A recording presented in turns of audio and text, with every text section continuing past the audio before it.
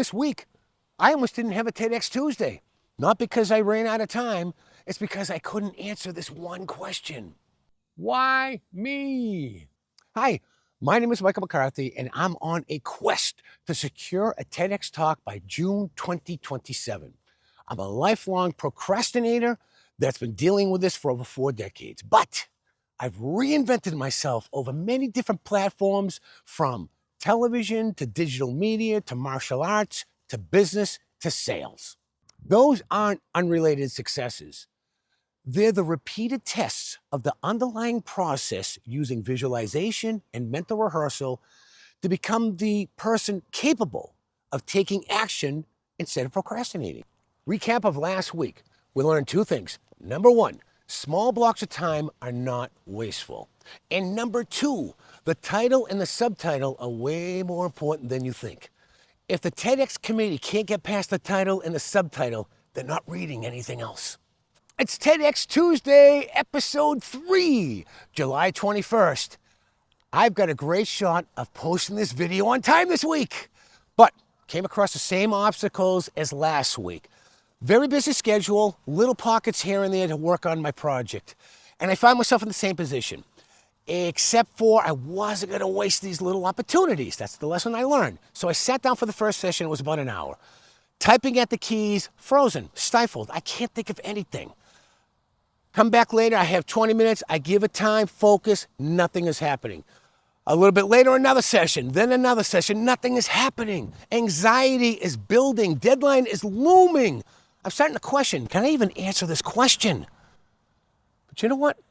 I have on speed dial a 14-time TEDx speaker, and Frank King. Let's find out what he has to say.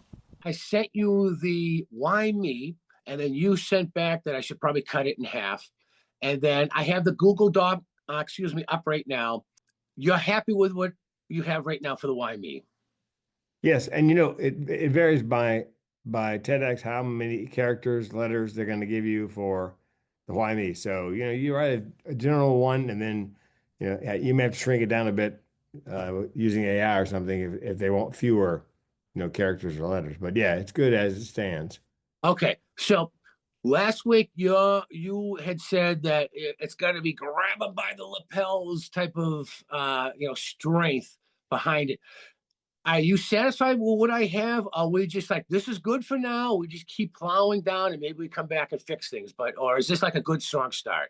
It's a good strong start, and it's not the hook, because it's several boxes down on the TEDx application. The hook would be a idea worth spreading, 1 sentence, 3 sentences, a title and subtitle, something short and sweet that they usually ask for first. That's where the hook belongs. After speaking with Frank, something interesting happened. I'd already spent several 1-hour segments and a handful of 20-minute segments trying to answer this question, and nothing. Then one segment, it all came pouring out. And let me read to you the why me that Frank ultimately accepted. For most of my life, I was a chronic procrastinator. It cost me opportunities, relationships, and years of the life I wanted to live.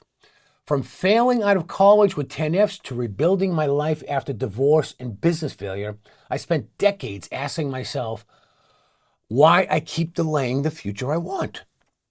I eventually realized what changed my life wasn't motivation or willpower, it was mental rehearsal. I discovered that visualization wasn't about imagining a better future, it was about becoming the person capable of creating it. By mentally rehearsing my future self, my behavior in the present began to change. Over the years, I unknowingly tested the same process across completely different areas of my life, from entertainment and sales to martial arts, television, and digital media.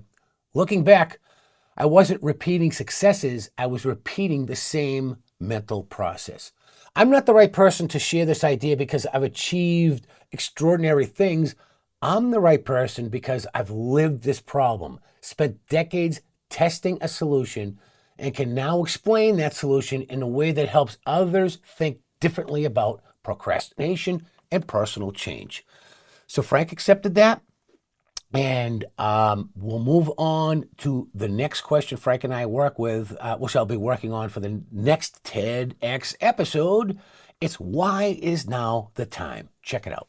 I think what you need to talk about is procrastination, how prevalent it is, how common it is. If you can find a study on how many people, what percentage of people find themselves procrastinating on a regular basis.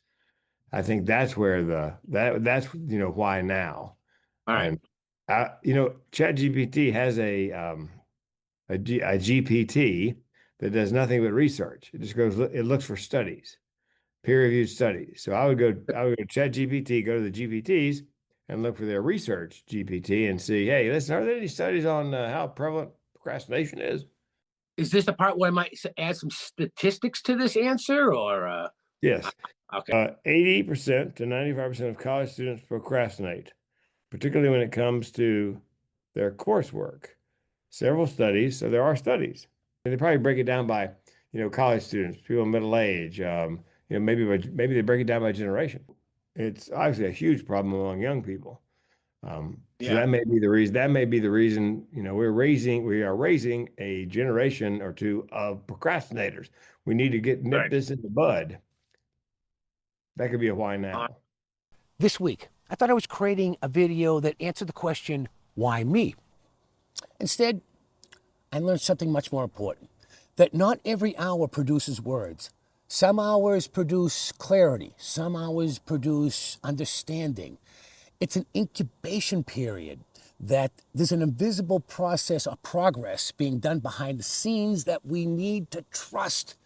Had I given up after the first few sessions and not recognized the progress that was being done, I never would have answered the question, why me? Learned two things this week. Number one, hours are not being wasted if you can't produce words on a page. You have to trust the invisible process that's happening, because at any moment, a breakthrough might happen. And number two, your credibility doesn't come from your accomplishments. It comes from the problems you survived, the insights you've earned. Tune in to the next episode of TEDx Tuesday. What excuses will my procrastination give me next week? Will Frank and I figure out the why is now the right time to give this speech? Like, subscribe, comment, whatever you can do to help grow my channel. I appreciate it. And I'll see you next episode. Thank you.